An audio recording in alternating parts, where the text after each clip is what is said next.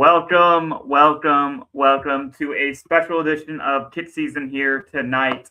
I am joined here by Austin once again, and not by Fox. He's on a vacation, whatever they call it, so he is unavailable this week. So I'm here joined with Austin. How you doing tonight? I'm doing well.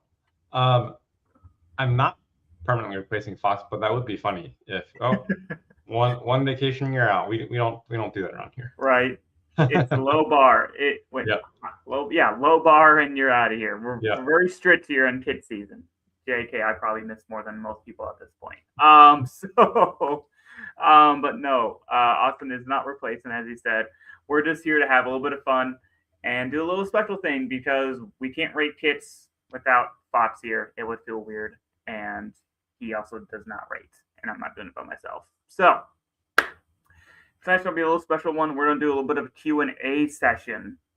We feel like we got this man over here who is, Equip Studios, the brainchild. That's his brainchild over here. And then you got me, who's kind of with that kits for the last 5 years. I think 5 years. At this point.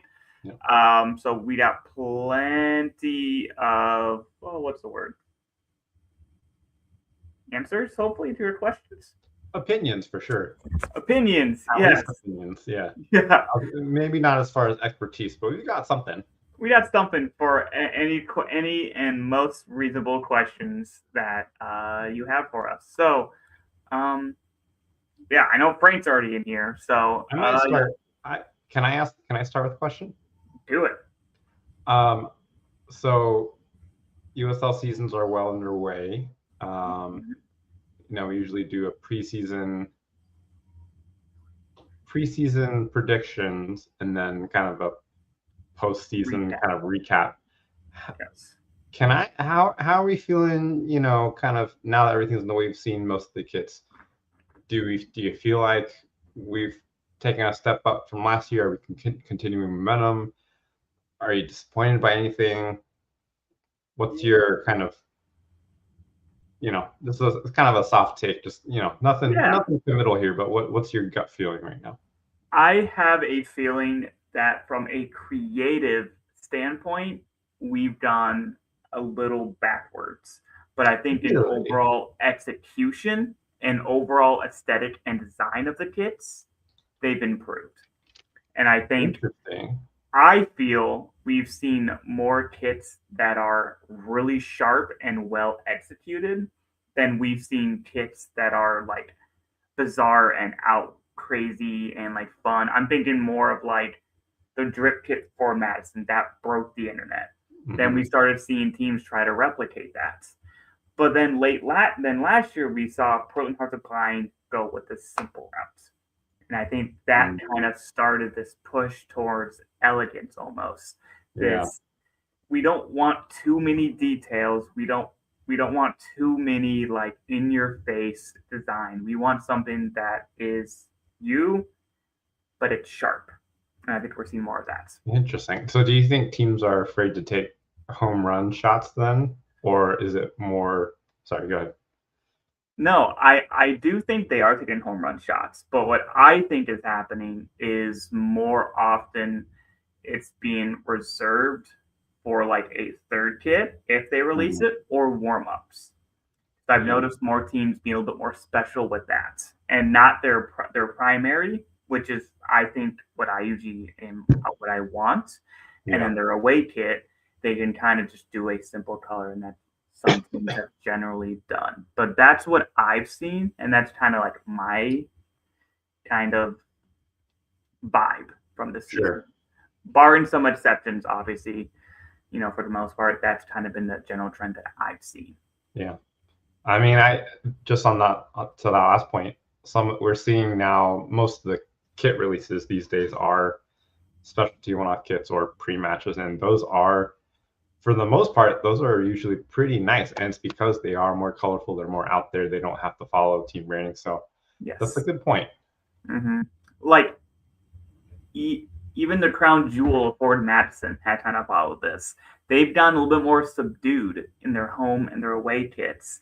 And then they released the crazy stuff like the Flamingo kit and the kit last year. Yeah. They're following that recipe, and I think everyone's kind of going with it. So even Indy 11 kind of technically did that with their simple red and blue, and then they kind of, regardless of how you feel about the design, blue and yellow as their third kit. Yeah. And just my thought. Obviously, I don't know if you can give an opinion on that, but that's just the general trend that I've seen. No, that's an interesting. It's not what I expected, but I see your point. Yeah. It is certainly last year we were talking about the impact that Hearts of Pine would have, and how people might go for more simplistic ideas. Mm-hmm. And yeah, I don't know. I feel like I've seen a lot of. I feel like aesthetically, I feel like we're going up and up. I feel like leagues are overall better looking. Yes. But to your point, yeah, maybe are the moonshots being saved? Are the riskier ones being saved for a less risky context, like a third kit, where it's okay if you fail because it's just a third kit, versus, hey, let's make our home bold, let's make our away bold. Yes. Yeah, I wouldn't have put that together. I do think more teams are starting to care, and so you're starting to see more overlap. Like, I'm a little bit biased because I work with a team that has the floral identity, but you're seeing a lot of teams that don't have a floral identity start to use flowers. Yes. Like the Riveters comes to mind. It's a great looking kit. Like I might actually end up purchasing that kit. I might go to a Riveters game next week. But it's interesting. You're starting to see maybe like a saturation of ideas, or it's really hard to have an original idea anymore because there's so many teams that are trying their luck at it. You're not having teams just do templates anymore. Every team is realizing that, hey, we're kind of leaving something on the table if we don't try to make the most of this. So we've seen map kits go, but you still see the odd one here or there. Yep. A lot of trends, but yeah, you just start to see there are very few where it's just like, oh yeah, no team has ever done this before. No team will do this ever again. Yes. Yeah, and I think that's really, down to the overall creatives. I think at all the levels. I personally think League Two and a W really kind of push teams to the creative spectrum, and then I think at some point, to like what you're saying, there's only so much you can do, and I think when they pushed the envelope, I still think pound for pound, League Two and W are the best outfitted clubs, especially those who have put in effort. And you're starting to see a ceiling. You're starting to see where that limit is. And what we're seeing is down below, which is that main trend, which is simple but classy. All across the board, men, women, you're starting to see that. Because even technically the Aurora, which is kind of like the women's side in Forward Madison, has gone simple. Even though that's kind of been their thing. Aurora is kind of, I feel like they've kind of tapered up. They used to be like, oh, maybe this is Forward Madison 2.0. And it feels like they've kind of regressed to the mean, if you will. There's still some notable designs, but it's not like Aurora used to be like, oh, can't miss. We gotta be there for their kit review. Like they're gonna have something incredible. And I feel like you're starting to see maybe one or two a year now. It's like, oh, that's a little bit, reserved.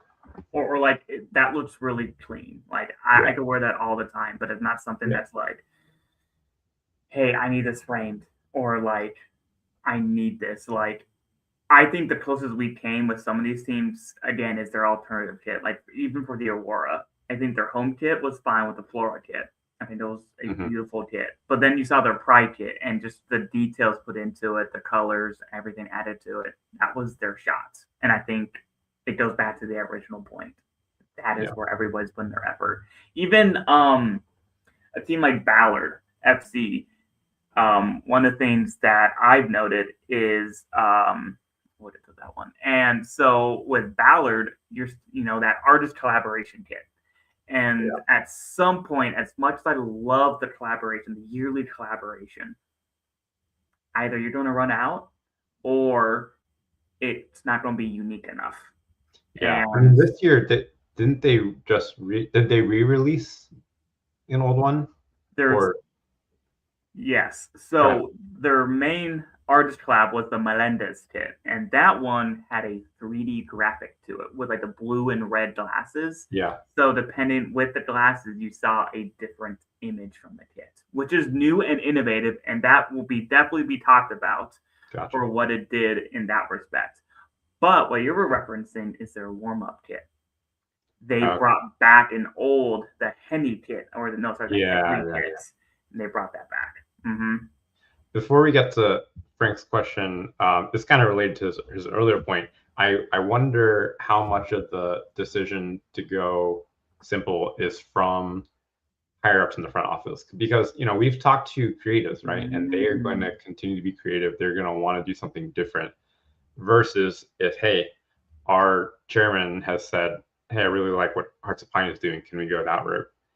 Because you know you can have fun playing with stripes and collar widths and things like that, but the average graphic designer is going to want to do something more than that. So I'm seeing myself get a lot of requests, not specifically for something simple with Hearts of Pine, but simple, classy, a lot of pinstripes. Pinstripes seems to be really in right now. And so it's like, I'm happy to do that. It's going to be pretty boring. I can do it very quickly too, so I'm not going to complain too much. But there's only so many ways you can dress up or vary pinstripes, right? And so Frank was saying, yeah, like it's almost like the higher up on the pyramid you go, the more important the kits are.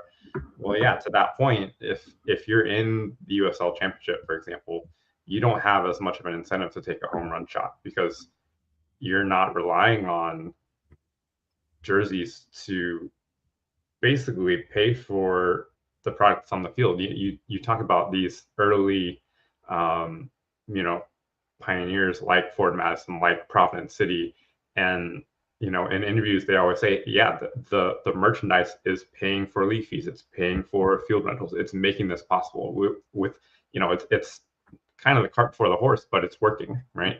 Right. Um, and that's not the case with the higher level clubs. They're playing the game, but they don't need to have an all-time bestseller kit. They're going to have ticket revenue and sponsorships, and they're Yeah. sitting pretty.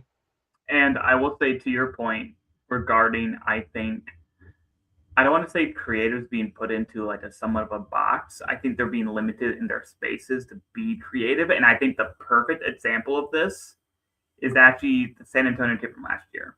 I mean, last week that we reviewed. Yeah, yeah, yeah. Besides the map kit portion of it, that little bit there along the little like side stripe, the side stripe there, that is the most creative part of this kit. And I think you're seeing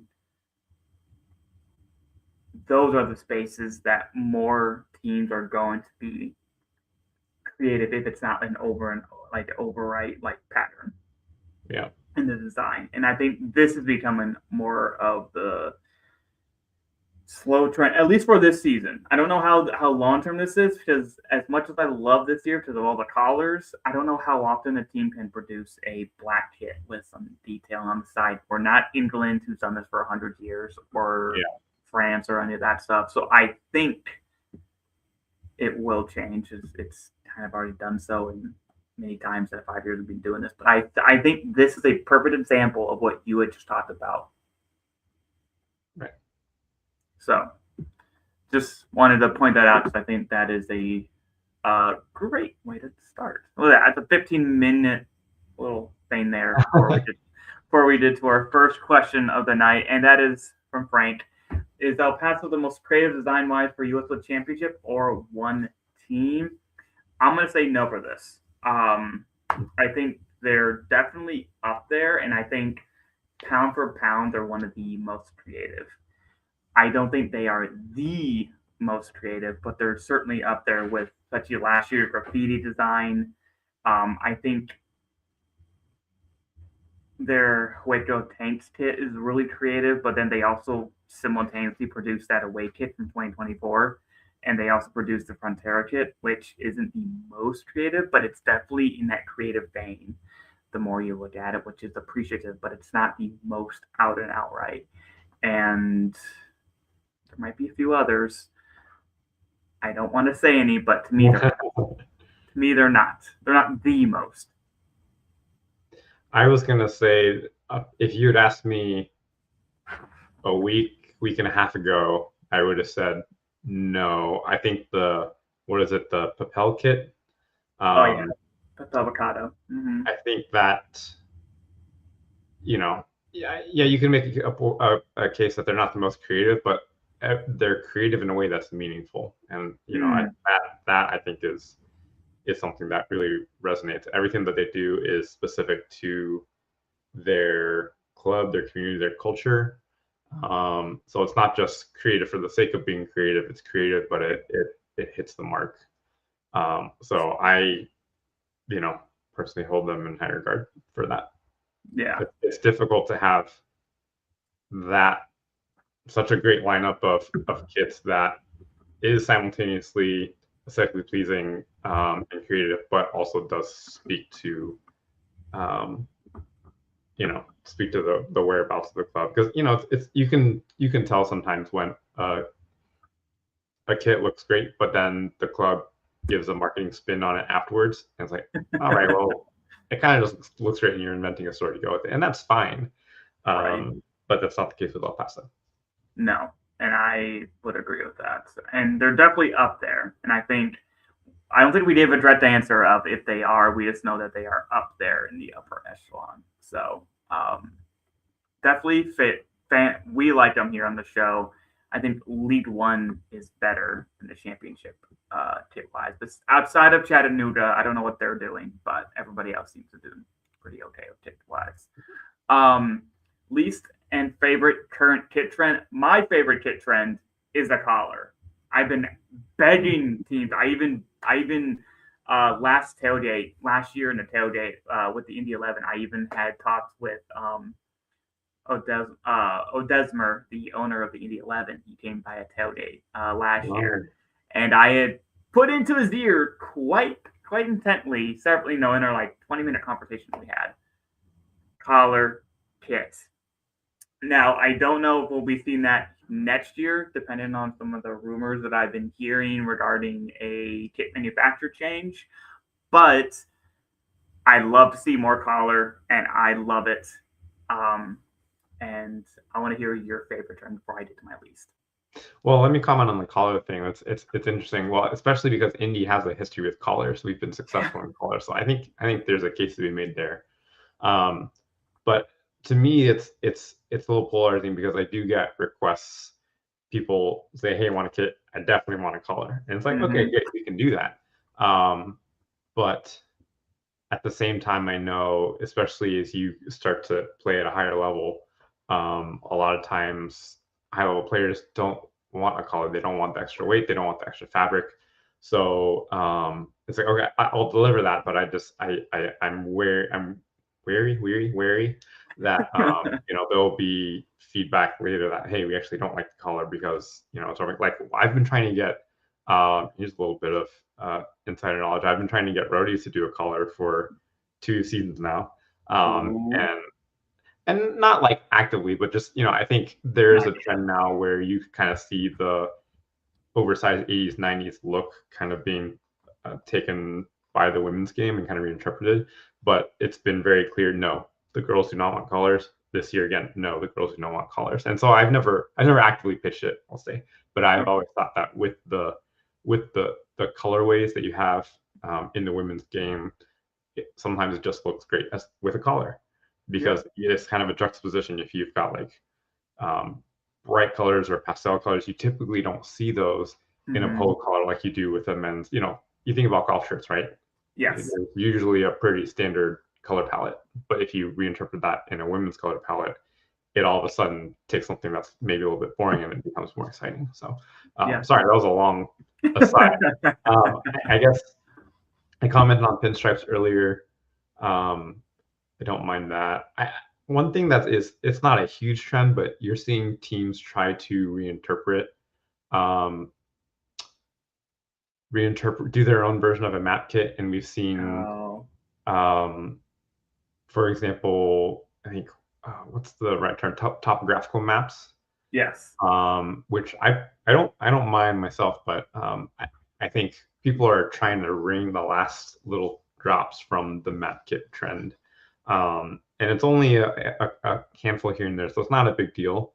But for the most part, I think there's very little left there. You're not going to get something that's truly original or much different or better than any other map kit that's been done before. So, might be an expected answer, but it's the variations of the last remaining vestiges of that, I guess.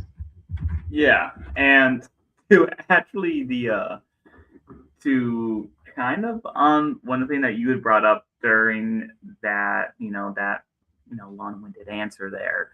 One of the things that I personally don't like, as someone who grew up in I was born in the 90s. It's my era.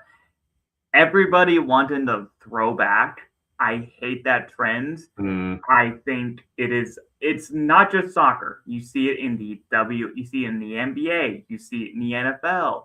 Everyone realizing, hey, we might have messed up by going super modern with our designs with to some degree. yeah. And I don't know necessarily if that's the right idea in a lot of applications, but I don't there is in my opinion a reason we moved past that, and I see that as a pure gimmick. You can't do every season. Now, Mm. that doesn't mean they're not aesthetically pleasing. I just can't have every team doing it, and that was my biggest pet peeve. I Especially do when that fallback attack kit came out last year, because the team didn't exist then. I do feel like we're kind of reaching peak retro throwback, if that makes sense. Like Yes. we can't get more. You're seeing a lot of teams, yeah, like to your point, especially at the NBA level or NHL, revert to those old identities completely. So it's not just a retro jersey. Hey, retro logo, retro everything, and this is who we are now. Yep. You can't get more, more retro than that, right? So I think at a certain point, you're gonna see what was old now, a re-retro, right? So like kind of the 2000s modern, that's going to be retro sometime in the future. So Right. yeah. That's not bad. Yeah, I to me it just feels the most gimmicky of all the trends. Like Yeah. I did a map kit, it's your identity, it's yours. That's a little bit unique. Mm-hmm. 90s throwback, like come on. Yeah. Like you're catering to and whatever. Maybe just a grumpy old man and me. And also just aesthetically, I prefer the modern fitting, modern looking kits a lot more than the retro, but I Certainly. digress.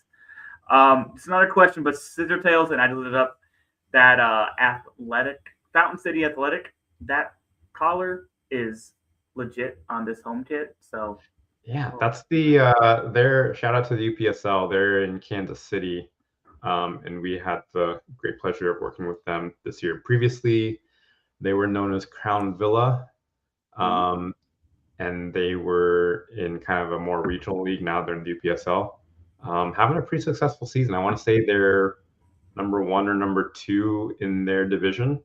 So yeah, that's the kind of faux faux polo collar, if you will. You have the collar but no buttons. yes, And so yeah, I don't mind that trend. I guess from a creative perspective, it's very easy to make that change. So um, it's it's it's not something that is it's just easy to do. So we do it for our teams without any issue, without any pause. It doesn't take a whole lot of consideration, I guess.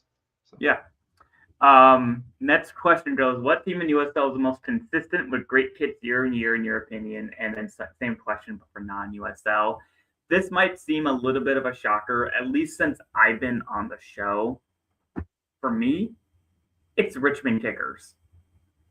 Every year they produce several, not just one or two. They do several kits that look really good, and I have the most regret in not getting a Richmond Kickers kit out of all the collections that I've seen over the years. I'm talking about their 1996 throwback. Was it 96 or 93 throwback collection that they had when we I think 2 of KitSZN, which was phenomenal. Then they went back to their classics.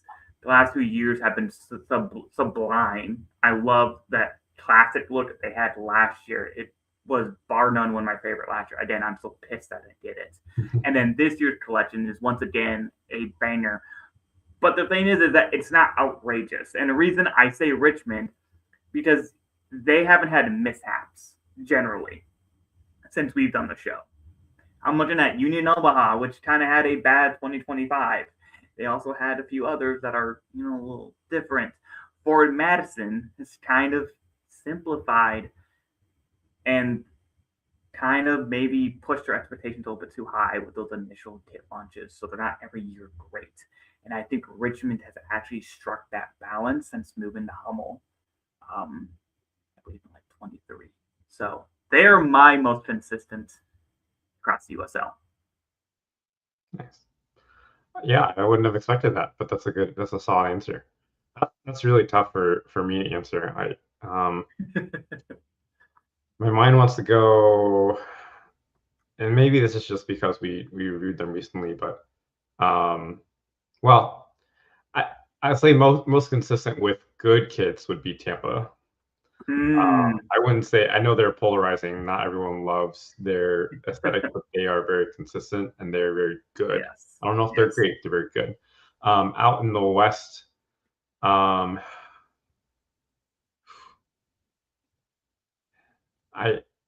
desperately want it to be like a Monterey or a Las Vegas Lights, but they have not been that consistent.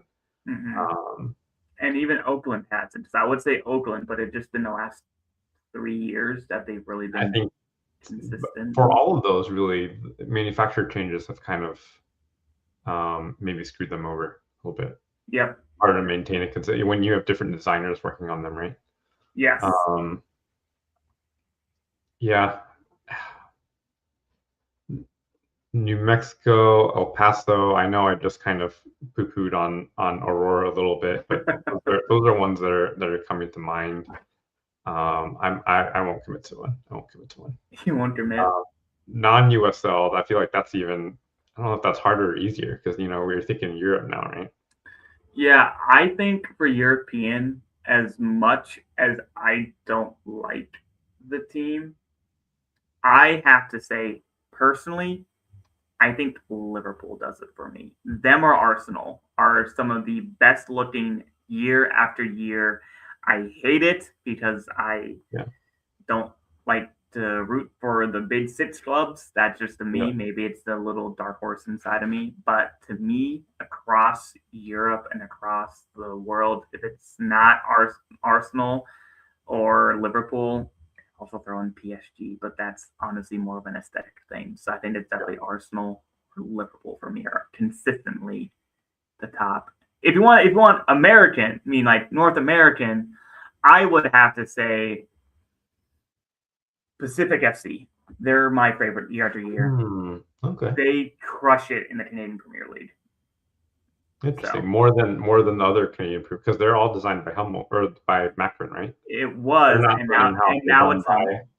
Okay. It's now by Hummel. Yeah, it was Macron for like 4 or 5 years, I think. And then they moved over, especially the indigenous heritage kit that they did at Pacific. And then even this year's with Hummel, they produced that, I'm going to call it 90s little. Yes, I know I trash on 90s era, but it still looks so sublime as a kit. I would definitely have to say, Adidas in general, I think does a really good job. I'm always jealous whenever we go to the Adidas outlet stores, and it's like, I wish I supported any of these teams so I could buy this, but all of my teams happen to be Nike. Arsenal definitely comes to mind. I think when you look across not just home and away, but third and warm-ups, like, yeah, envious. Wish I, liked cannons and lightning bolts and stuff like that. And the way that they're doing retro is very, it's not just like, hey, let's take the exact same pattern. It's a reinterpretation. Yes. I would have to say Mexico up there as well in terms of national teams. You think about being able to do something that's very core to their identity, but reinterpreting it. Like there's always a new way to, take that green with hints of white and red, and they use black as a secondary color really well. Mm-hmm. I think a lot of other national teams could take note from the way that they're so purposeful about how they do kits. Yeah, agreed. And as you mentioned, Adidas, I also got to give a shout out to Seattle Sounders. I'm a Minnesota United fan through and through, and I have to say, I want to curse word, fuck Seattle. But I am always so jealous what they do every single year. What they do with Adidas. Their home kits are sublime. Their standards are good every single season, and then their secondary and third kits are always just some of my favorites here. And one of my favorites is a Jimi Hendrix kit in my collection. That thing's just so fun, and they do it every year. Like the Bruce Lee one later on. I'm like, it's not fair. Yeah. Anyways, that's mine. But there's a lot of non-USL, and we could probably go down a deep rabbit hole, like mentioning national teams, which could be a very dangerous one, and maybe up for a different video. That could be a fun topic at some point. For sure. This one's for you, Austin, from Frank. What mistakes do you see teams make the most during the design process, or at least what you think happened during development in those? I think from a very general perspective, it's just not being open-minded enough. Especially nowadays in the day of AI, I'm seeing a lot of even just like Sunday league teams, right? Come to me with a design already made in AI, like, hey, can we make this? It's like, well, we can, but don't kind of pigeonhole yourself, rather, excuse me. We generally like to do a open brainstorming process where it's like, tell me the colors, tell me what themes you want to explore. Let's come up with as many different options, and let's pick a direction to go. And so when you come with like, hey, we know for sure we want this color, this striping, we want this pattern, we want this. It's really good to have an idea of what you want. Don't get me wrong, that makes my job easier. But as a designer, you always have to know when an idea doesn't work. So if I have a great idea for HomeKit and I, mock it up and it looks not as great as I had in my mind, which happens a lot, I need to be prepared to say, okay, like this doesn't work. Let's pivot. Let's find something else. And I think teams sometimes fall into the trap of, oh, well, like we already talked to all the players. Like we really want it to be. So like, here's a real world example. I'm working on this right now. It's a high school team. They want a green home kit with gray and gold, which right off the bat, my alarm bells are going because gray and gold are very similar. So how are you going to balance that, right? And then for the away kit, they want gray with green and black, light gray with green and black. So again, green and black are both very dark colors. How are you going to balance that? So I'm finding a way to make it work. But if it didn't, would they be willing to be like, okay, let's scrap that. Let's do white instead, or let's swap out some. If you kind of are too set and you're not open to change, you might end up getting a kit that's just okay instead of really excellent. Fortunately, I would say it's very rare where I can't at least try to convince the teams to make a change here or there, or at least consider like, hey, just so you know, this is how it could look if we did this. I mocked it up for you. And so, it's usually 50-50, I feel like. Okay. So, I mean, that kind of makes sense. When people have an idea of like, hey, I want this, it makes it hard to be receptive to other ideas. Makes sense. Yeah. Makes sense.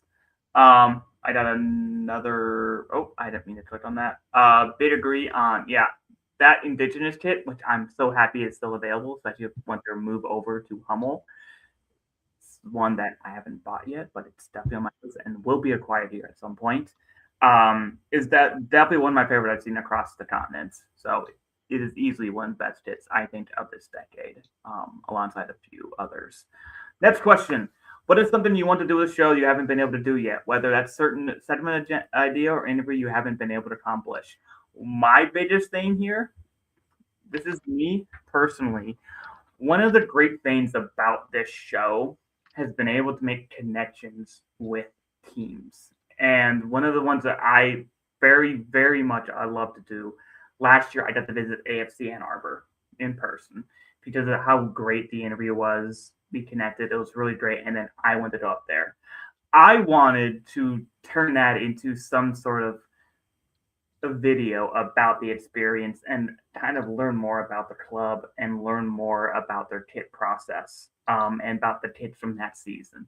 May not be an in-depth video, kind of like similar to what Taylor's done on the USL show about a match day highlight, telling the story. But me, one of the things that I want to try to do is almost like in away days, but to review a team's kits in person. I think that would be really cool to then hear them tell me, hey, here's their club, here's their kits, here's why they did those kits. And this is something that's unique and why it's unique.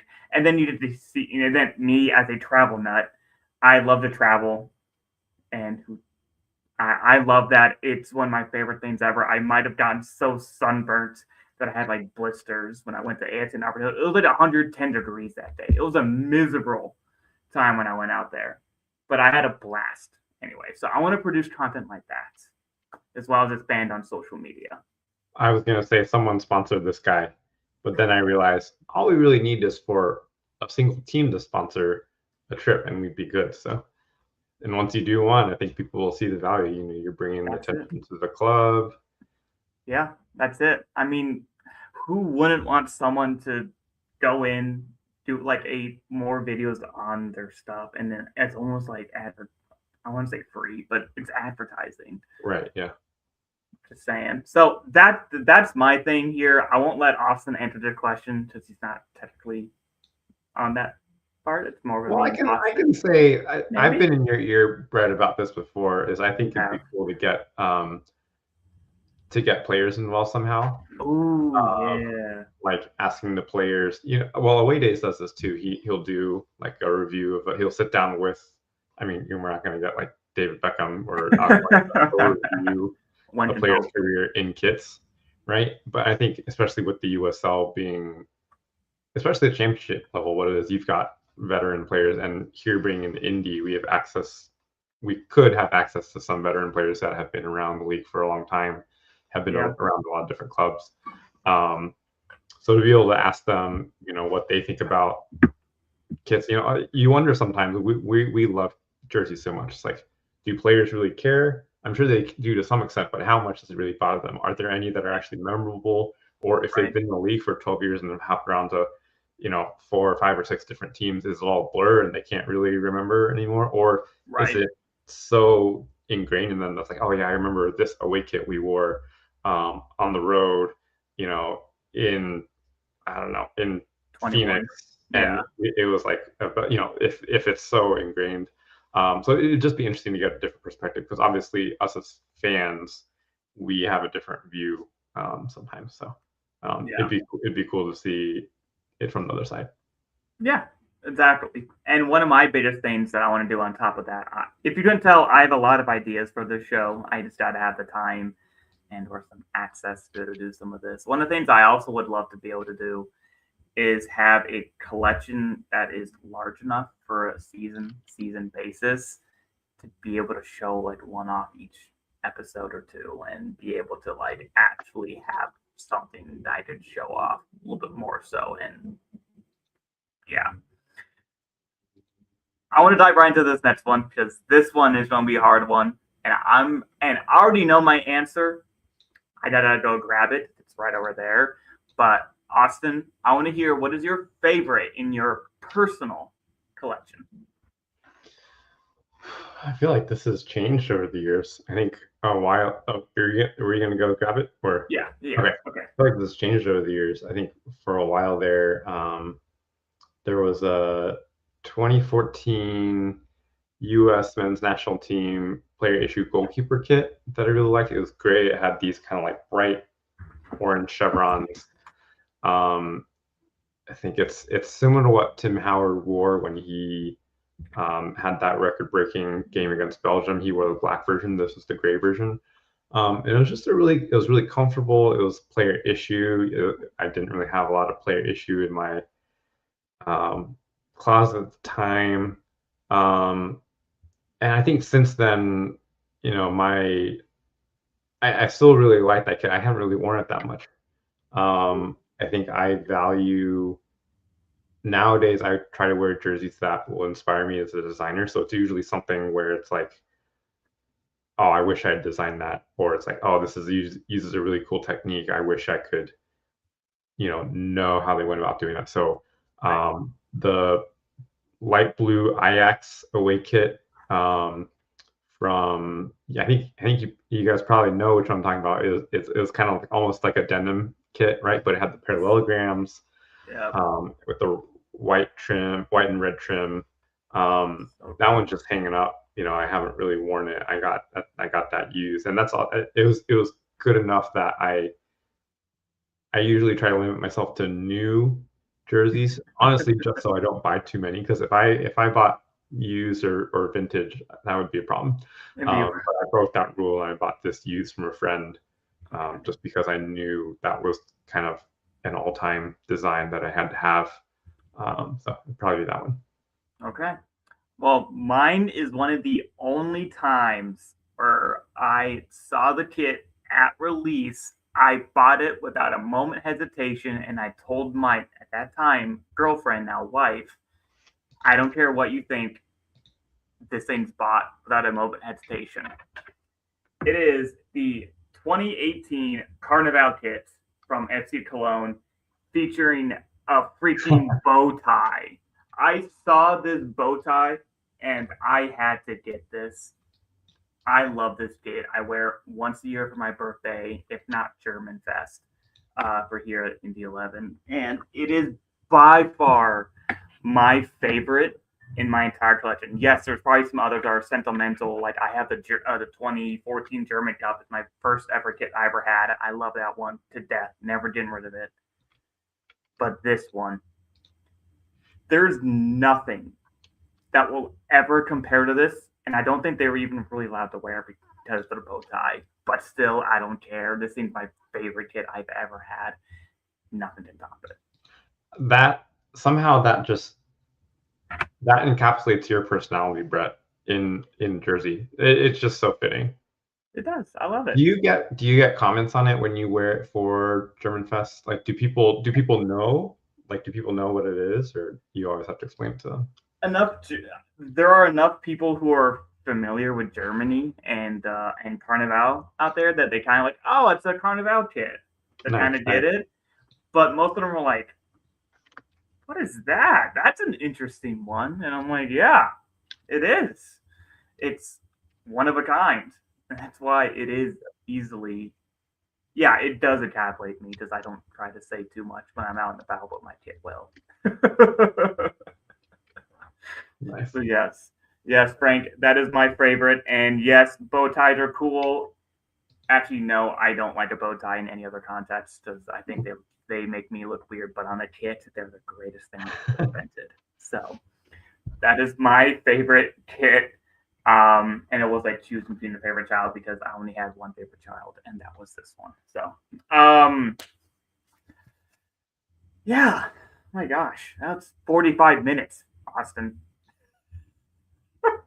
We like to talk. It wasn't even that many questions. We just had very lengthy answers.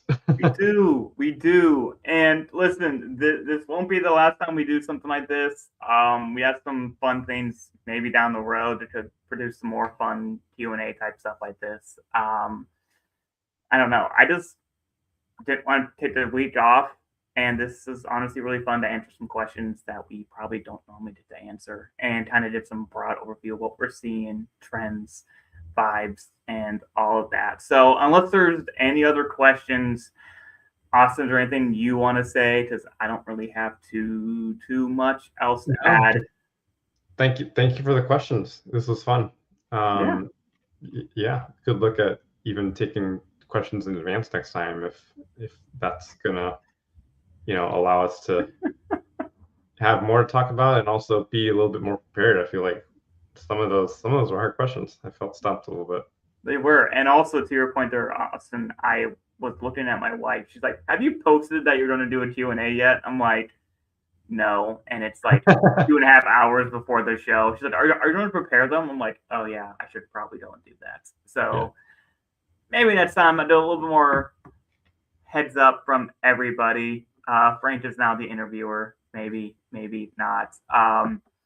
But I will say I do appreciate it. I do shout out to all the patrons down below. And as all the patrons are owned by Austin, what kit are you rocking? Oof, I don't even know what year this is, but this was, in the heyday of Umbro outfitting England. It's got a cool little collar detail. So, I mean, this is otherwise a plain kit, but it is cotton. So it is great at the end of the day. I had this hanging up already because I was wearing this yesterday.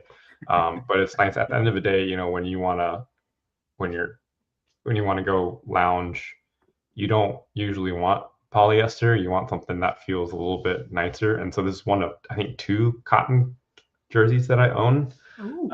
And I just, there's nothing notable about this design wise, but I just find myself reaching for it again and again. So this is my lounge wear.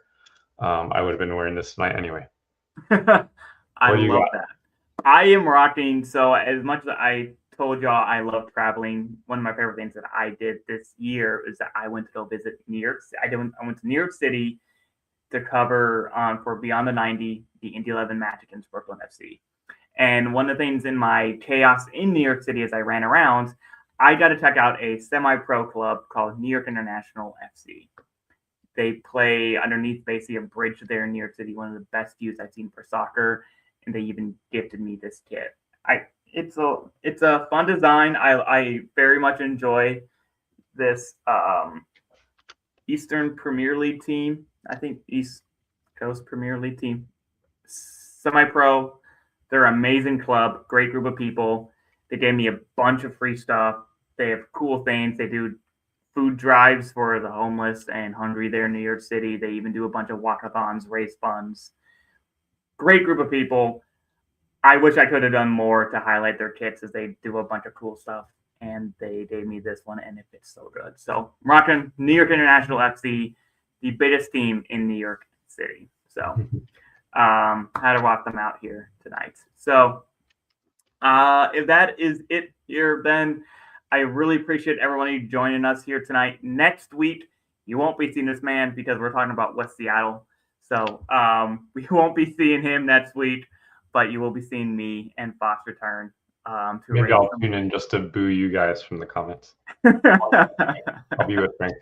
That's fine. That's totally fine. We're good with that. So we'll catch y'all next week, and we'll get back to rating kits. Appreciate y'all. Enjoy your night.